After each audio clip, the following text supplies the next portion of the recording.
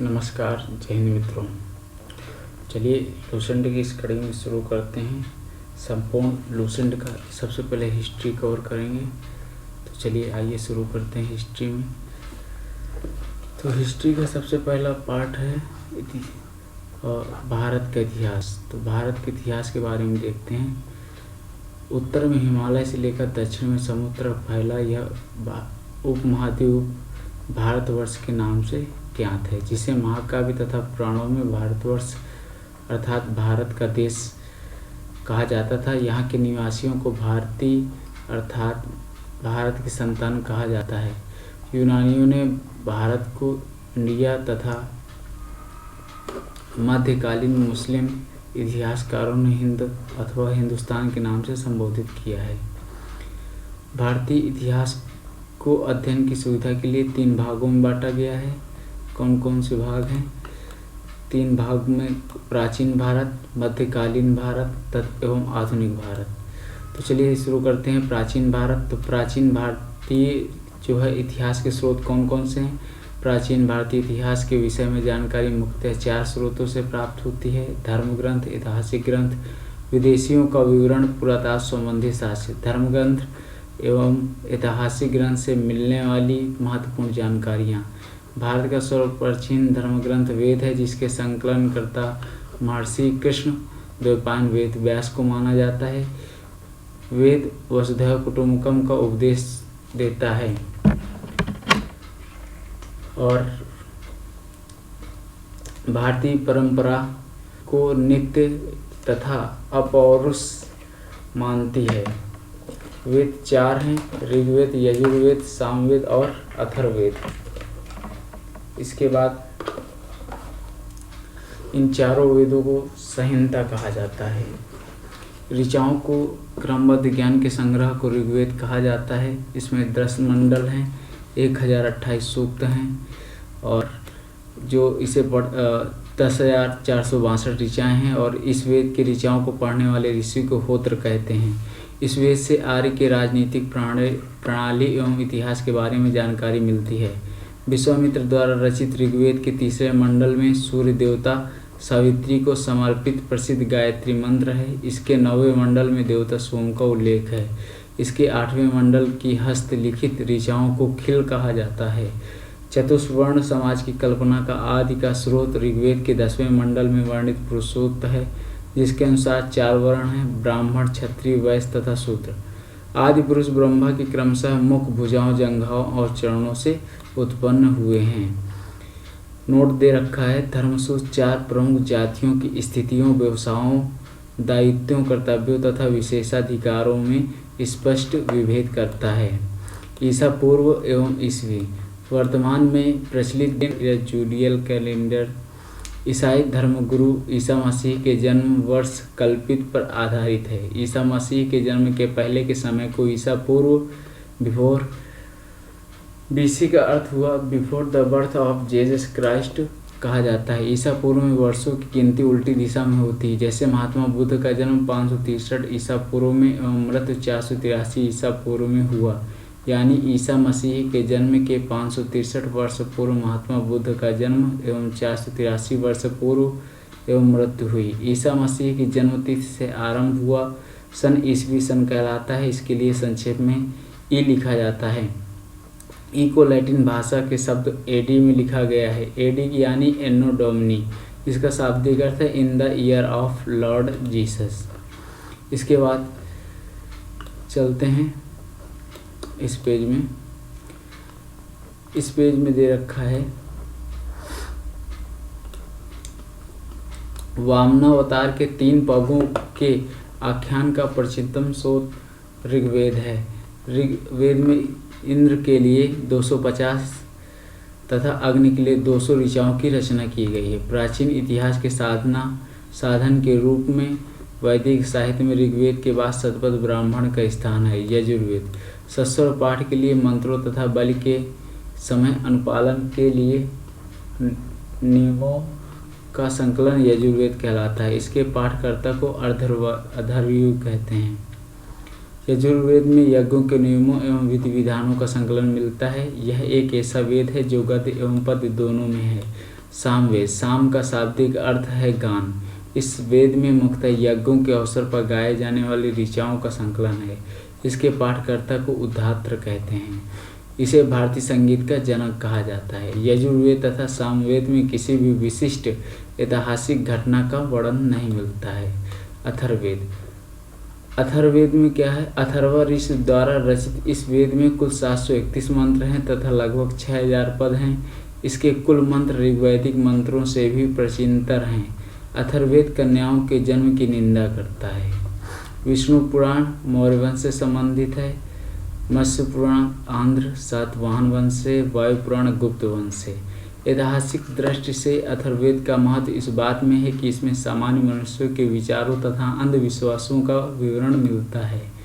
पृथ्वी सूक्त अथर्ववेद का प्रतिनिधि सूक्त माना जाता है। इसमें मानव जीवन के सभी पक्षों, गृह निर्माण, कृषि की उन्नति, व्यापारिक मार्गों का गहन, रोग निवारण, समन्वय, विवाह तथा प्रणय गीतों, राजभक्ति, राजा का चुनाव, बहुत से वनस्पतियों एवं औषधियों, साप, वशीकरण, प्रायश्चित, मातृभूमि महात्म आदि का विवरण दिया गया है। कुछ मंत्रों में जादू तोड़ने का भी वर्णन है। अथर्ववेद में परीक्षित को कुरुओं का राजा कहा जाता है तथा कुरु देश की समृद्धि का अच्छा चित्रण मिलता है। इसमें सभा एवं समिति को प्रजापति की 2 पुत्रियां कहा गया है। सबसे प्राचीन वेद ऋग्वेद है एवं सबसे बाद का वेद अथर्ववेद है। वेदों को भली भांति समझने के लिए 6 वेदांगों की रचना हुई है: शिक्षा, ज्योतिष, कल्प, व्याकरण, निरुक्त तथा छंद। भारतीय ऐतिहासिक कथाओं का सबसे अच्छा क्रमबद्ध विवरण पुराणों में मिलता है।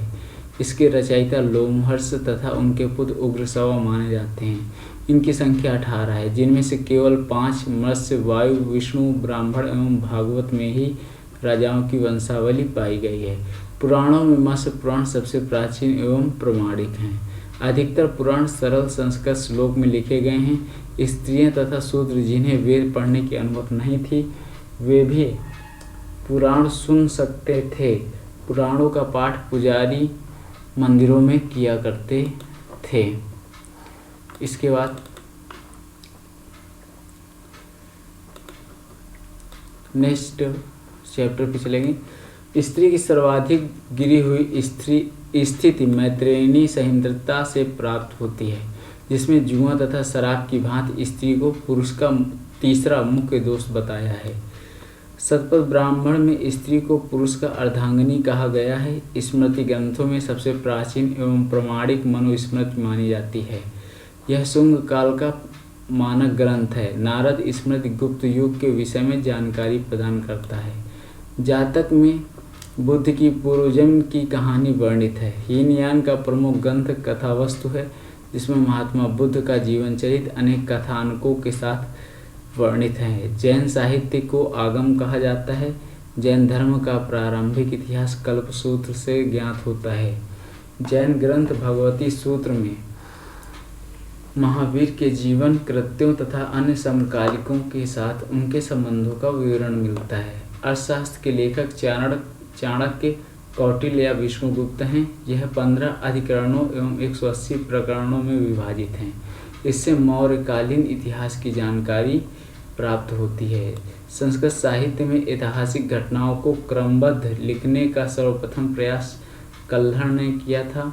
कल्हण द्वारा रचित पुस्तक राजतरंगिणी है, जिसके संबंध कश्मीर के इतिहास से है। अरबों की सिंध विजय का वृत्तांत चचनामा लेखक अली अहमद में सुरक्षित है। अष्टाध्यायी संस्कृत भाषा व्याकरण की प्रथम पुस्तक के लेखक पाणिनि हैं। इससे मौर्य के पहले का इतिहास तथा मौर्य युगीन राजनीतिक अवस्था की जानकारी प्राप्त होती है। कात्यायन की गार्गी संहिता एक ज्योतिष ग्रंथ है, फिर भी इसमें भारत पर होने वाले यवन आक्रमण का उल्लेख मिलता है। पतंजलि पुष्यमित्र सिंह के पुरोहित थे। इनके महाभाष्य से शुंगों के इतिहास का पता चलता है। विदेशी यात्रियों से मिलने वाली प्रमुख जानकारी। यूनानी रोमन लेखक टेसियस, यह ईरान का राजवैद्य था। भारत के संबंध में इसका विवरण आश्चर्यजनक कहानियों से परिपूर्ण होने के कारण अविश्वसनीय है।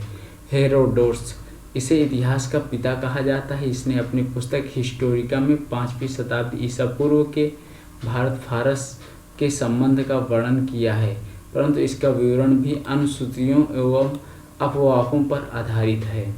सिकंदर के साथ आने वाले लेखकों में निरियाकस, आनेस्टिकस और आस्टिबुलस के विवरण के प्रमाणित एवं विश्वसनीय हैं।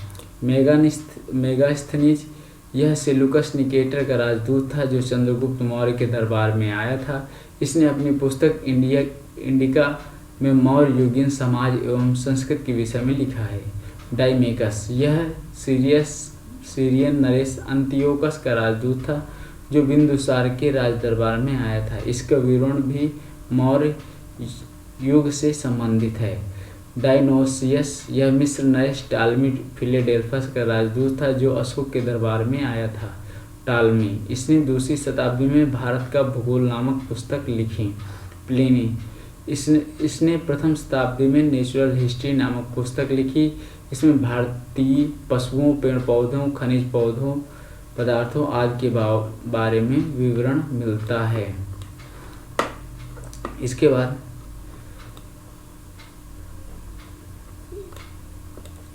पेरिप्लस ऑफ द इरिथियन सी यह पुस्तक के लेखक के बारे में जानकारी नहीं है। इस पुस्तक के लेखक के बारे में जानकारी नहीं है। यह लेखक करीब 80 ईस्वी में हिंद महासागर की यात्रा पर आया था। इसने उस समय के भारत के बंदरगाहों एवं तथा व्यापारिक वस्तुओं के बारे में जानकारी दी है। चीनी लेखकों के बारे में बात कर लेते हैं। फाहयान यह चीनी यात्री गुप्त नरेश चंद्रगुप्त द्वितीय के दरबार में आया था। इसने अपने विवरण में मध्य प्रदेश के समाज एवं संस्कृति के बारे में वर्णन किया है। इसने मध्य प्रदेश की जनता को सुखी एवं समृद्ध बताया है। यह 14 वर्षों तक भारत में रहा है। सुंगयुंग यह 518 ईस्वी में भारत आया। इसने अपने 3 वर्षों की यात्रा में बौद्ध धर्म की प्राप्तियां एकत्रित की।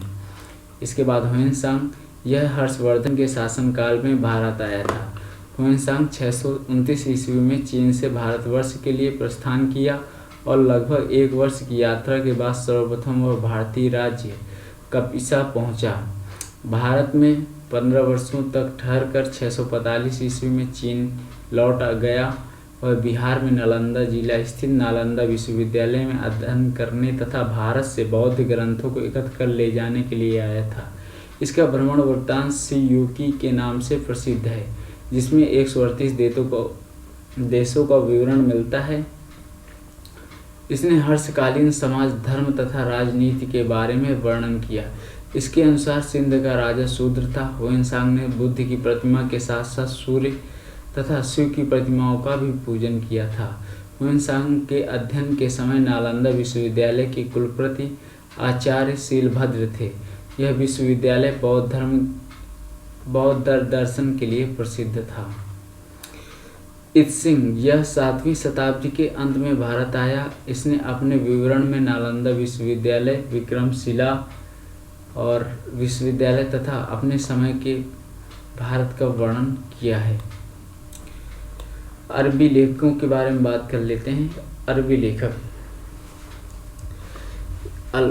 अल-बरूनी यह महमूद गजनवी के साथ भारत आया था। अरबी में लिखी गई उसकी कृति किताब उल हिंद या तहकीक-ए-हिंद भारत की खोज आज भी इतिहासकारों के लिए एक महत्वपूर्ण स्रोत है। यह एक विस्तृत ग्रंथ है जो धर्म और दर्शन, त्योहारों, खगोल विज्ञान, कीमिया, रीति रिवाज तथा प्रथाओं, सामाजिक जीवन, भार तौल तथा मापन विधियाँ, मूर्तिकला, कानून, मापदंड, विज्ञान आदि विषयों के आधार पर 80 अध्यायों में विभाजित है। इसमें राजपूत कालीन समाज, धर्म, रीति रिवाज, राजनीति आदि पर सुंदर प्रकाश डाला है।